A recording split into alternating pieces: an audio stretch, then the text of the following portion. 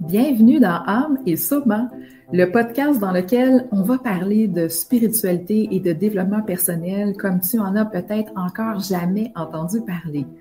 Mon nom c'est Clotilde, je suis lectrice akashique et coach somatique certifiée. Et l'invitation que j'ai pour toi ici, c'est de venir s'ouvrir au parcours de l'âme à travers l'aventure profondément humaine qui est celle de l'incarnation. Ici, on va ensemble reconnecter à notre essence avec authenticité. On va aller cultiver la curiosité de se découvrir et surtout aller trouver tout le courage d'habiter pleinement sa vérité et ce, sans compromis.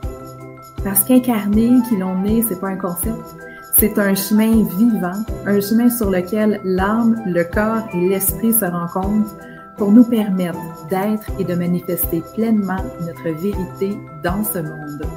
Bienvenue! Alors, bonjour tout le monde, bienvenue dans le deuxième épisode de Âme et Soma. Je suis super heureuse de vous accueillir aujourd'hui avec un épisode peut-être un peu plus personnel, c'est-à-dire que j'ai envie dans cet épisode-là, puis en fait, tu sais, avant de commencer, puis avant de planifier mes podcasts, je me disais, OK, comment est-ce que je peux partager sur le podcast Âme et Soma de manière à ce que ça puisse parler aux gens, parce que c'est ça que j'ai vraiment en tête, c'est ça mon objectif avec le podcast ici, c'est que ce que je viens de vous partager vienne vous rejoindre. Alors, je pense tout le temps à vous qui m'écoutez avant d'enregistrer pour être certaine, ou en tout cas essayer de faire en sorte que le message va connecter avec vous. Et aujourd'hui, comme je vous disais, ça va être un épisode peut-être un peu plus personnel. Puis en même temps, je suis certaine que ça va répondre peut-être à votre curiosité, à savoir comment est-ce que je suis devenue lectrice akashique. Donc aujourd'hui, j'ai envie de vous parler de ce processus-là, de comment ça s'est passé pour moi de devenir lectrice akashique, de l'enseigner maintenant aujourd'hui. Puis, ben là, c'est pas que j'aime parler de moi, là, c'est pas ça l'idée, mais j'aime partager sur mon parcours. J'aime partager parce qu'il n'y a absolument rien qui me prédestinait à faire ce que je fais aujourd'hui. Je crois fondamentalement que tous les gens peuvent développer cette capacité à connecter à leur dossier akashique et j'en suis la preuve vivante. Alors, c'est pour ça que je viens vous partager mon parcours parce que je suis certaine que vous allez vous reconnaître. Peut-être dans certains épisodes de ma vie qui m'ont amené un jour à m'intéresser au dossier akashique. Je suis certaine que vous allez vous reconnaître là-dedans. Et mon message aussi, à travers ce partage-là, c'est que vous n'avez pas besoin d'être spécial. Vous n'avez pas besoin d'avoir des dons. Vous n'avez pas besoin d'être une personne qui, enfant, avait déjà des capacités. Vous n'avez pas besoin de venir d'une famille qui est spirituelle. Vous n'avez pas besoin d'avoir été éduqué dans tout ce qui touche l'énergétique, la spiritualité non plus.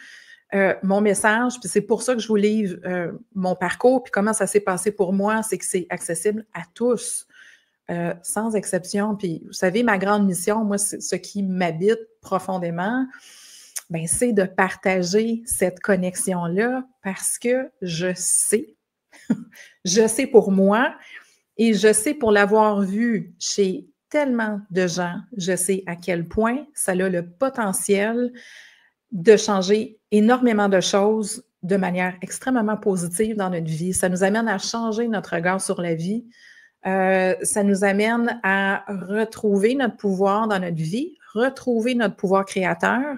Comme j'ai dit, de voir les choses différemment, mais je dirais aussi d'aller chercher un grand sentiment de confiance intérieure que tout ce qu'on est appelé à vivre et à rencontrer, c'est parce qu'on a exactement tout ce qu'il faut à l'intérieur de soi. Et ça, vous allez voir que dans les dossiers akashiques, là, on est tout le temps ramené dans nos ressources, dans notre pouvoir personnel, dans notre pouvoir de créer notre vie. Et ça, là, c'est comme un immense cadeau qu'on peut se faire dans notre vie que de retrouver notre pouvoir, retrouver notre place, retrouver le sens, retrouver nos ressources et arriver à connecter à nos visions, mais vraiment dans la confiance que il n'y a pas de hasard et que tout sert finalement notre évolution. Fait que c'est un peu avec tout ça en arrière-plan que je viens vous parler, puis bien humblement de mon parcours, de qu'est-ce qui a fait en sorte qu'à un moment donné, je me suis intéressée au dossier akashique, puis comment ça s'est passé pour moi aussi de développer cette connexion-là, OK? Fait que mon grand message, ma grande mission dans la vie, c'est d'enseigner la connexion au dossier akashique et c'est de faire comprendre aux gens qu'on n'a pas besoin d'avoir des dons ou absolument rien de spécial pour se lancer dans cette exploration-là. Fait que, bon, là, je vais vous parler de mon parcours, hein, d'où je viens et qu'est-ce qui m'a amené à tout ça. Puis, ben, je vais commencer par l'enfance, sans rentrer dans tous les détails. Mais simplement pour vous dire qu'enfant, j'étais pas une enfant qui avait des dons particuliers. J'étais pas une enfant qui voyait des choses. Hein. C'est souvent quelque chose qu'on entend chez les médiums ou les gens qui travaillent dans le domaine énergétique. Enfant, il y avait déjà des capacités à connecter avec l'invisible. C'était pas mon cas. OK? J'avais pas ça enfant. J'ai pas souvenir d'avoir vu des choses, d'avoir senti des choses. J'ai souvenir, par contre, de m'intéresser aux phénomènes paranormaux. Ça, je me souviens, j'avais comme une espèce de bouquin que j'allais chercher à la bibliothèque qui me fascinait en me faisant peur en même temps, là, qui était comme une espèce de répertoire des phénomènes paranormaux. Donc, je me souviens d'avoir eu un intérêt, mais j'ai aucun souvenir d'avoir eu une expérience de connexion avec mes guides, avec des personnes décédées, d'avoir vu des anges. Aucun, je vous le dis là, comme aucun souvenir enfant. Par contre, j'étais une enfant extrêmement empathique. Alors là, si mes parents pouvaient partager sur comment j'étais enfant, j'étais très empathique, c'est-à-dire que je me souviens, dans mon regard d'enfant, d'observer le monde. Puis là, j'étais comme déjà un peu mature à mon âge, dans le sens que je me souviens qu'enfant, des fois, je restais assise à la table avec les adultes, puis j'aimais avoir des discussions avec les grandes personnes. Puis ça, je me souviens que mes parents m'en ont souvent parlé, que, tu sais, j'étais jeune, puis je restais à table des fois avec les grands, puis là, on parlait un peu de ce qui se passait dans le monde. Puis moi, ce qui venait me chercher, ou ce qui m'allumait, là, c'était d'essayer de comprendre pourquoi les humains n'arrivaient pas à vivre en paix ensemble. Ça, je me souviens, là, très, très jeune, d'avoir des discussions sur les guerres, les inégalités, la pollution. Puis je me souviens comment, dans mon cerveau d'enfant, là, ça faisait pas de sens pour moi que les humains ne fassent pas attention aux autres, ne fassent pas attention à la planète. Ça, je me souviens que ça m'habitait beaucoup. Puis quand je vous parle d'empathie, j'ai aussi souvenir, là, mon empathie, moi, c'était comme de m'assurer que les gens étaient bien. Puis je me souviens que dans la cour d'école, moi, j'étais celle qui allait chercher, par exemple, les amis qui étaient seuls, les amis qui avaient été rejetés. Moi, j'allais chercher les gens qui étaient tout seuls dans la cour d'école. J'allais leur poser des questions pour savoir c'était quoi leur nom, qu'est-ce qu'ils aimaient, qu'est-ce qu'ils aimeraient faire. Puis je les amenais carrément dans des groupes d'autres enfants pour qu'ils puissent s'intégrer. Fait que j'ai souvenir de ça.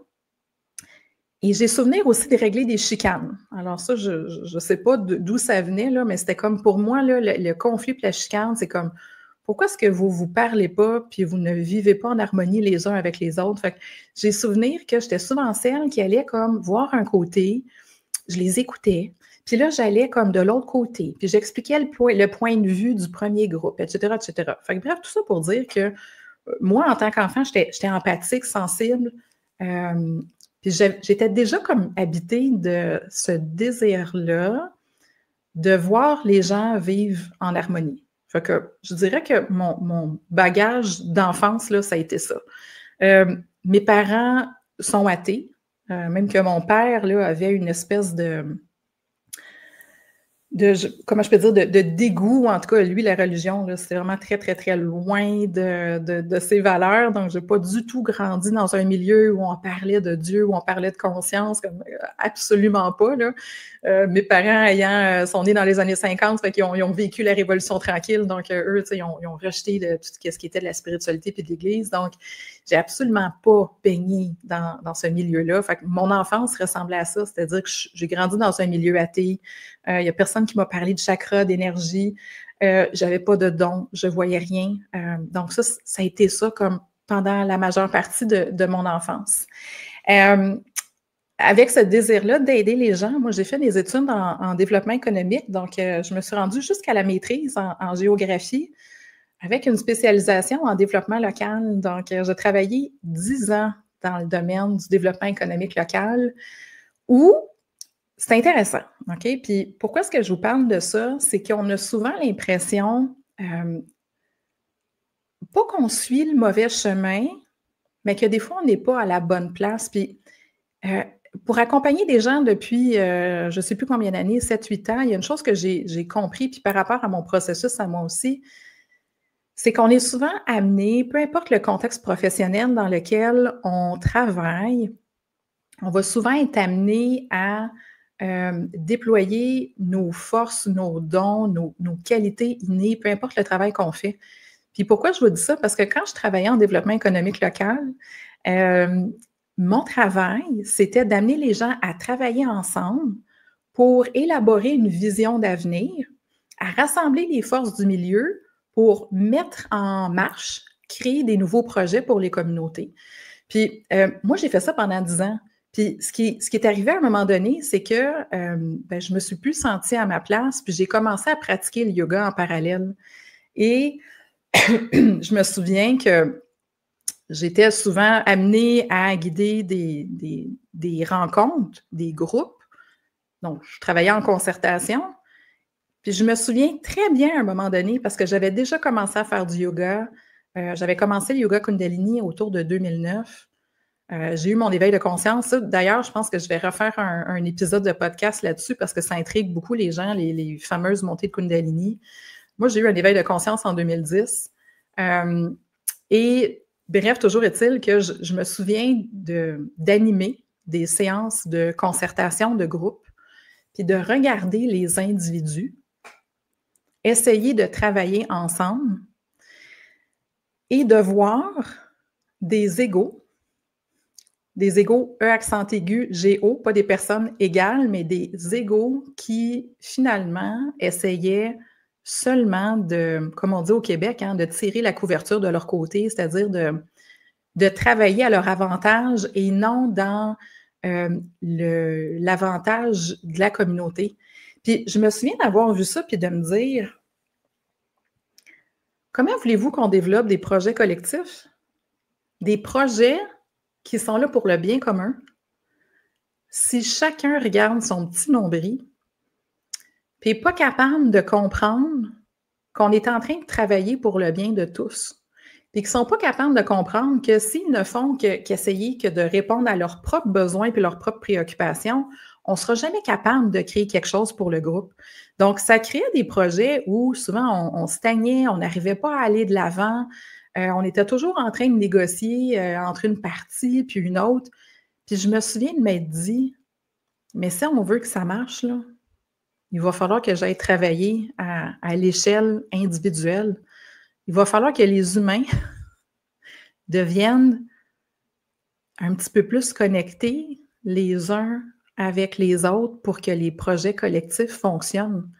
Parce que tant et aussi longtemps que les gens vont être centrés sur leurs petits besoins, leurs préoccupations, puis moi dans ma business, moi dans moi, comment je veux aménager mon truc, puis tant qu'on reste sur le moi, c'est impossible de développer un projet collectif. Puis je me souviens d'avoir eu cette espèce de compréhension-là à un moment donné dans mon chemin où de me dire, mais c'est plus ma place de travailler à l'échelle collective. Je sens que je suis appelée à travailler au niveau de l'individuel. Fait que il y a eu tout ce processus-là pour moi où j'ai été appelée tranquillement à envisager de changer de carrière parce que là où je travaillais, ça me correspondait plus. Fait que ça a été comme une partie du processus qui m'a amenée à quitter un jour ma carrière en développement économique pour me lancer dans l'enseignement du yoga, éventuellement dans le coaching. Mais il y a eu aussi finalement tout mon processus personnel qui était là comme en arrière-scène, puis qui s'est déployé tranquillement sur une échelle d'à peu près 10 ans. Donc, ça m'a pris 9-10 ans aussi, le temps de cheminer puis de trouver ma place là-dedans. Ça fait que je vous ai dit que mon éveil est arrivé en 2009. Donc, j'avais commencé à pratiquer le yoga en 2010, pardon. J'avais commencé à pratiquer le yoga Kundalini. Donc, cette histoire-là là, est tellement fabuleuse. Je dis souvent, de toute façon, je ne suis pas la seule à le dire, là, vous l'entendez aussi régulièrement, qu'il n'y a pas de hasard dans nos vies. Et le non-hasard a fait en sorte que en 2009, j'avais justement commencé ma carrière comme fonctionnaire dans une municipalité. Et en 2009, je commence ma carrière. En 2008, j'avais commencé. Puis en 2009, là, déjà après comme quelques mois dans ce domaine-là, je sentais que je n'étais pas à ma place. Puis j'y repense, là, puis ça me serre à l'intérieur parce que moi, d'aller travailler là, comme dans un bureau gris, carré, avec toujours la même routine, puis là, de me dire, je vais peut-être rester là pendant 25 ans, 30 ans jusqu'à ma retraite. J'étais pas bien, puis je sentais que je n'étais pas à ma place. Ça fait que rapidement, tu sais, j'ai comme pris conscience de cet état-là où j'allais pas bien. Fait que j'ai cherché un cours de yoga pour aller mieux. Ça fait que, tu sais, en 2008-2009, là, le yoga commençait. Ça fait que j'ai comme l'inspiration de me chercher un cours de yoga en me disant, ben, au moins si j'ai une petite pratique pour moi, tu sais, d'aller faire mon yoga, ça va me faire du bien, je vais me sentir un peu mieux. Puis une personne, justement, une collègue de travail, me dit elle dit oui, elle dit je connais un couple qui a commencé à enseigner le yoga près d'ici. Vas-y, ils sont vraiment gentils. Puis je me souviens qu'elle m'a dit, ça c'est comme tellement drôle, là. Sois pas surprise, là, ils sont tous habillés en blanc, puis ils portent un bandeau, on chante des mantras, mais ils sont vraiment gentils, vas-y. Fait qu'on ne connaissait pas ça à l'époque, en 2008-2009, le yoga Kundalini. Ça fait que moi, j'y vais. Fait que je commence cette pratique-là. Et finalement, la prof de yoga est devenue ma guide spirituelle à moi, que j'ai encore d'ailleurs, 17 ans plus tard, toujours en train de m'accompagner. Ça fait que j'ai commencé la pratique. J'ai rencontré donc ma guide qui m'accompagne toujours. Et avec la pratique du Kundalini, ce qui s'est passé, c'est qu'en 2010, justement, j'ai eu cet éveil de conscience-là où, là, j'ai vu l'autre côté du voile. C'est ça, un éveil de conscience. C'est comme un épisode qui nous permet de comprendre qu'on est plus que l'illusion qu'on s'était toujours fait de soi-même. C'est-à-dire que l'éveil de conscience, c'est comme si on comprend qu'il y a un grand plan derrière tout ce qu'on vit. Que tout ce qu'on vit, c'est comme une espèce de mise en scène et qu'il y a quelque chose de plus grand, une force qui est plus grande, tu sais, à la fois à l'intérieur de nous puis à la fois dans tout l'univers. C'est pas facile d'expliquer c'est quoi, parce que c'est un processus qui est tellement puissant intérieurement. Toujours est-il que cet épisode-là m'a définitivement ouvert la porte du chemin de la découverte de soi. Tiens, je vais dire ça comme ça. C'est comme si à partir de ce moment-là, je me suis dit, la vie, c'est pas ce que j'ai toujours cru que c'était. J'ai toujours eu une intuition qu'il y avait quelque chose derrière, qu'il y avait quelque chose de plus grand, mais là, j'ai la certitude qu'il y a quelque chose de plus grand, qu'il y a quelque chose derrière, et là, j'ai envie d'aller me comprendre dans cette dimension-là. J'ai envie de comprendre mon être profond, j'ai envie de comprendre qui je suis, j'ai envie de me connaître, j'ai vraiment envie de comprendre, je ne sais pas comment le dire différemment, mais ma dimension spirituelle. C'est-à-dire ma place dans ce grand plan-là. Parce que je me souviens que ce qui s'est passé aussi après l'éveil, c'est que c'est comme si tout était une pièce de théâtre, comme si ce que je voyais, puis je me souviens, je travaillais dans une municipalité à ce moment-là, puis je me souviens de regarder les murs, puis de me dire, c'est juste un décor. C'est pas la réalité. Il y a quelque chose derrière. Je me rappelle de regarder les gens, puis de voir l'être derrière la façade. Je travaillais à cette époque-là. Je ne pensais pas m'en aller là aujourd'hui avec le podcast, mais en tout cas, ça sera ça le sujet du jour. je travaillais avec un directeur général qui était extrêmement difficile, un homme extrêmement rigide, et tout le monde le craignait dans l'hôtel de ville. Il était vraiment très fermé. C'était très difficile de discuter avec lui, de travailler avec lui.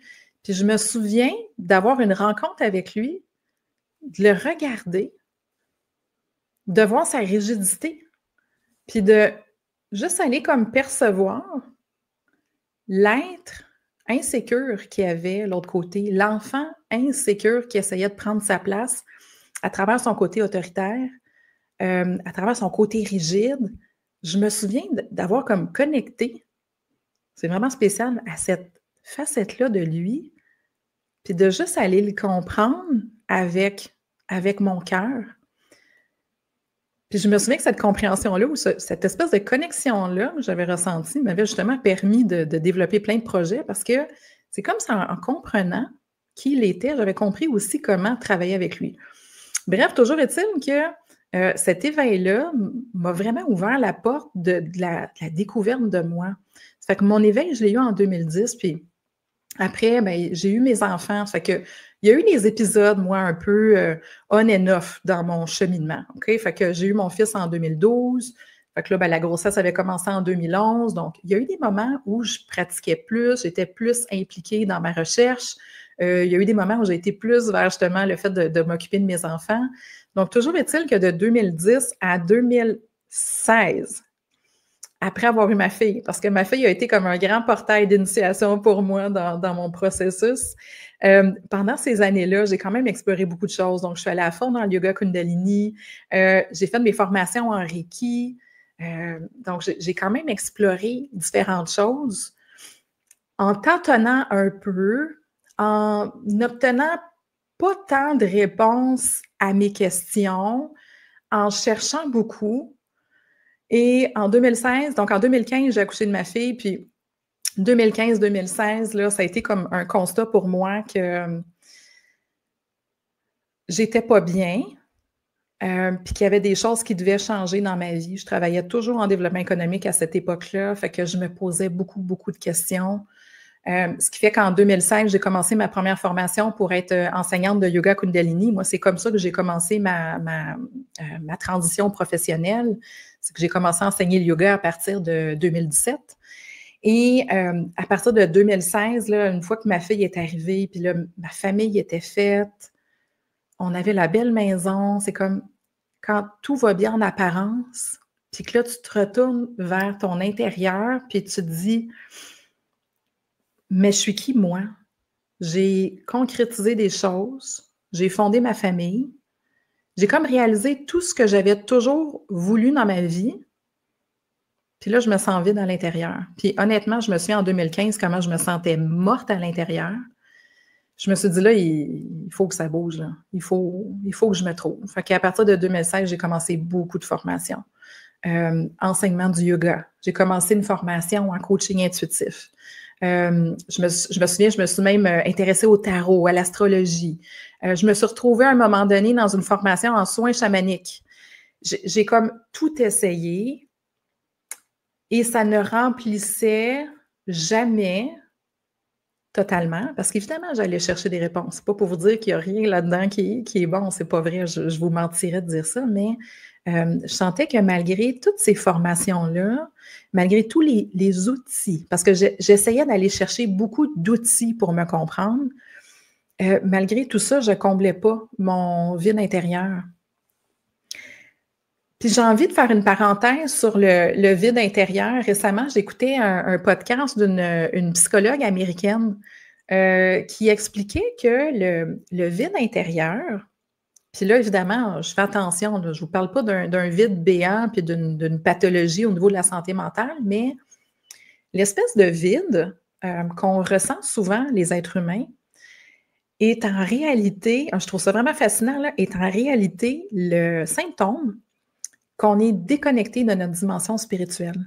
On est déconnecté de notre âme, on est déconnecté de la source, on est déconnecté de cette dimension-là qui est finalement fondamentale pour soi, qui est la dimension spirituelle. C'est-à-dire qu'il Il existe un grand plan, il existe un cosmos, il y a des forces qui sont à l'œuvre, il y a un ordre aux choses, il n'y a rien qui arrive par hasard. Donc, souvent, quand on ressent le vide intérieur, elle, ce qu'elle disait, c'est que c'est un vide spirituel.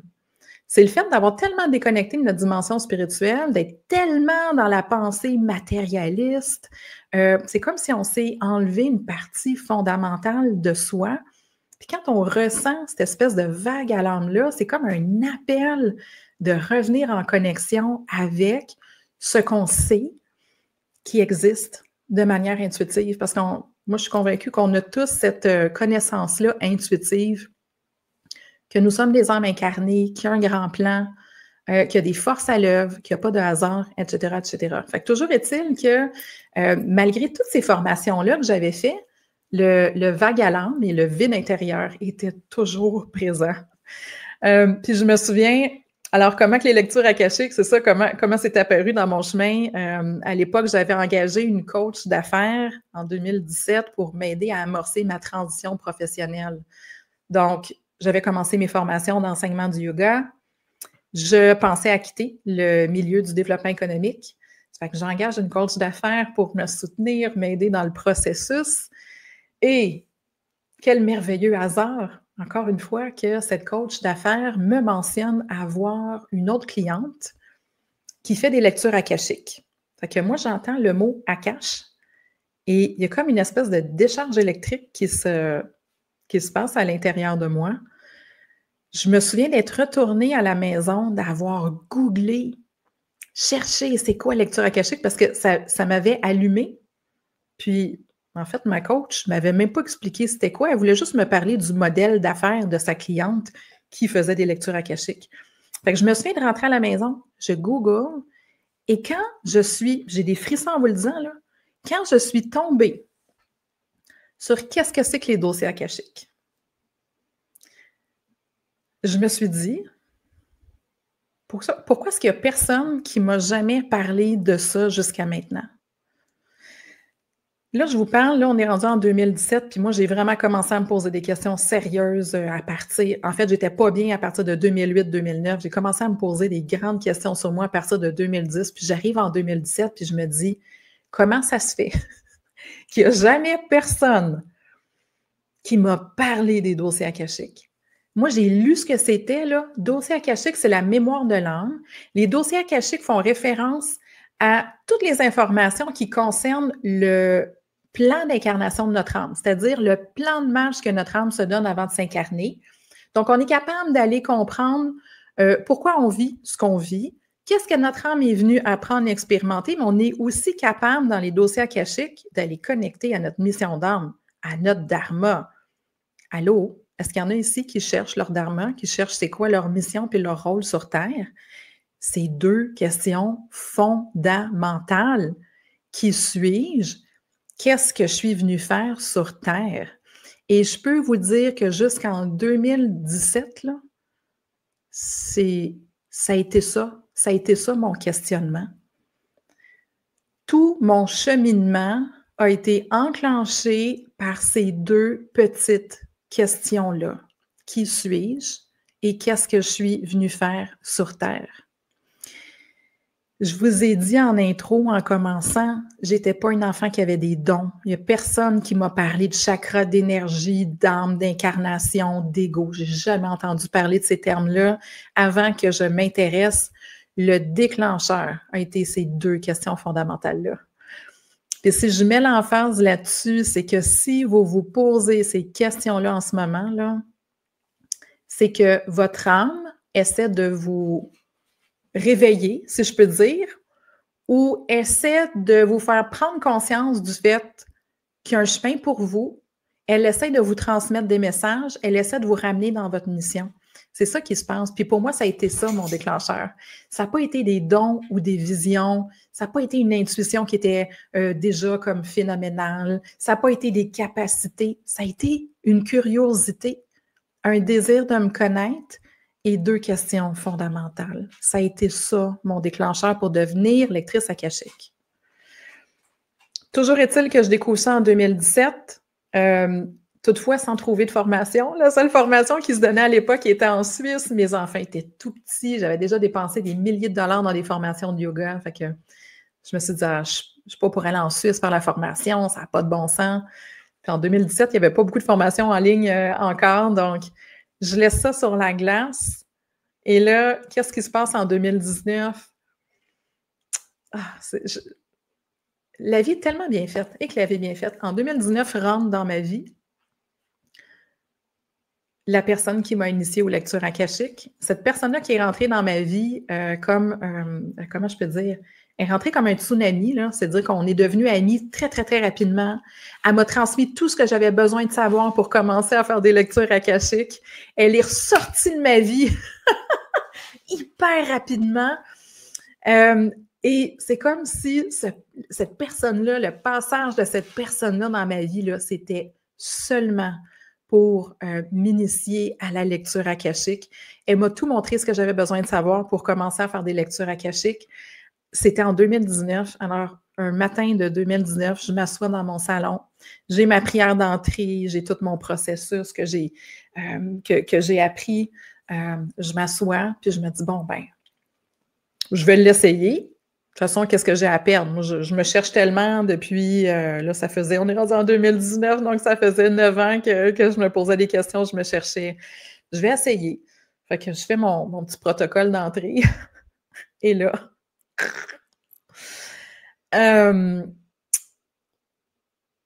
j'ai ressenti quelque chose que j'avais jamais ressenti auparavant. J'avais médité beaucoup. J'avais beaucoup de pratiques en yoga Kundalini. J'avais beaucoup de pratiques en yoga. Et ce que j'ai ressenti lors de ma première connexion au dossier akashique, c'était quelque chose que j'avais jamais ressenti par le passé.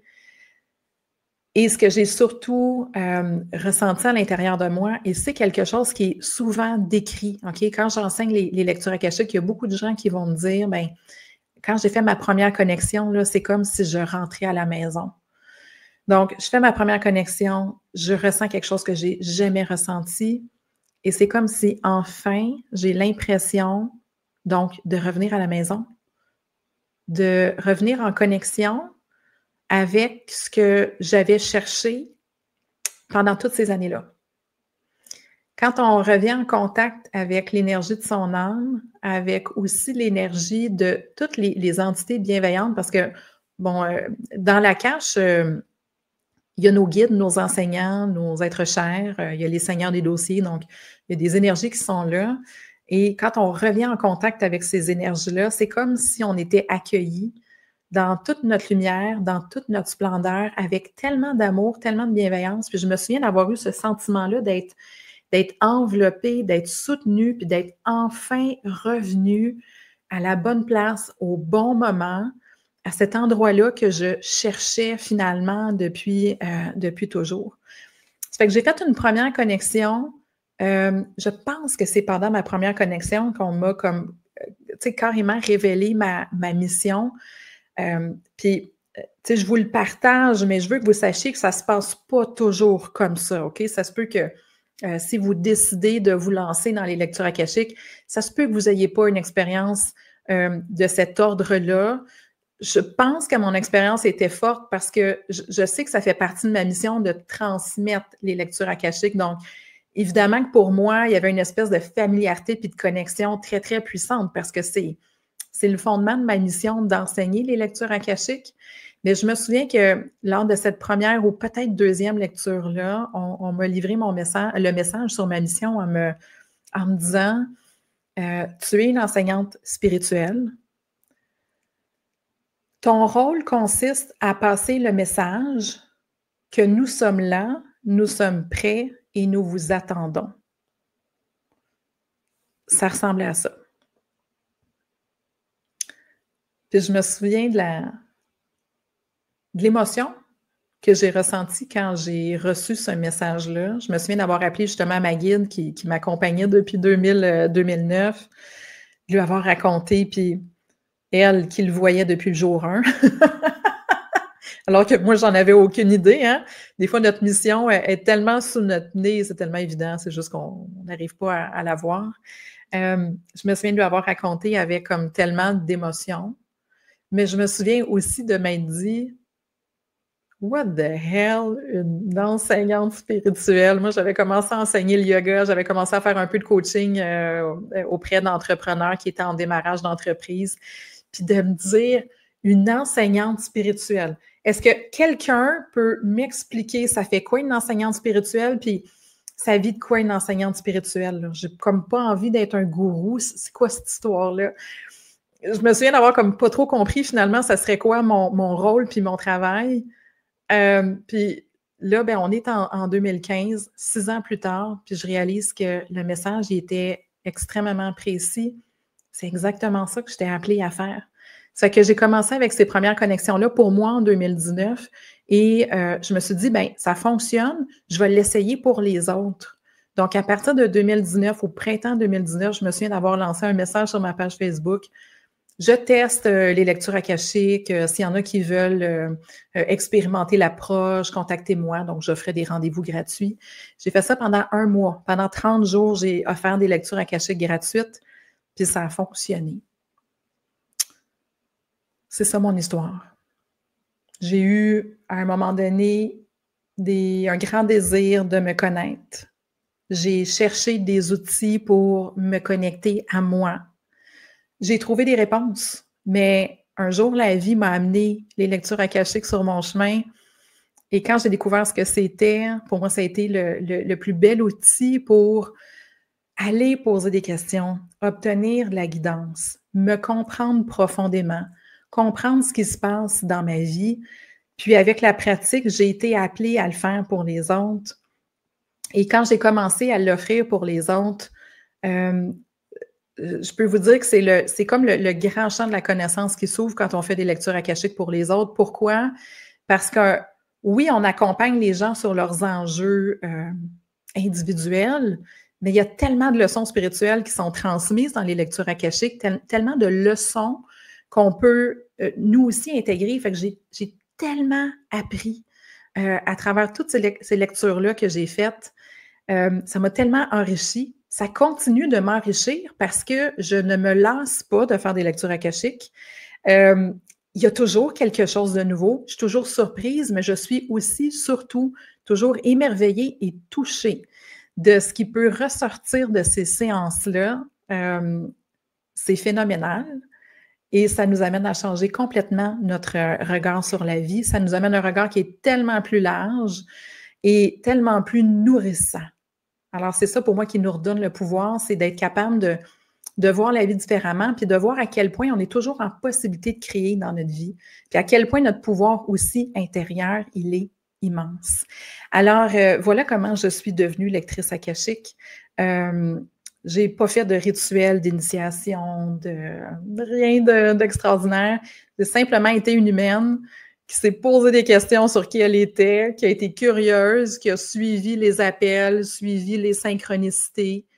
J'ai dit oui et voilà comment ça s'est passé pour moi. Alors, j'espère que ça vous a inspiré. J'espère que ça vous permet aussi peut-être d'envisager vous ouvrir à cette dimension-là. Je vous ai dit au départ que, enfant, pour moi, ma préoccupation, ce qui m'animait, c'est d'amener les gens à vivre en harmonie ensemble. Et avec ma carrière, avec mon cheminement, à un certain moment, j'ai compris que pour que le monde devienne meilleur, il fallait que le monde, les gens individuellement deviennent meilleurs. C'est exactement ce que ça nous permet, les lectures akashiques. Ça nous permet de grandir, de devenir des humains plus connectés, plus conscients de l'autre, conscients de la planète, conscients de notre interrelation. Et ça nous permet aussi de retrouver le chemin de notre âme et le chemin de notre contribution. Donc, j'espère que ça vous a inspiré.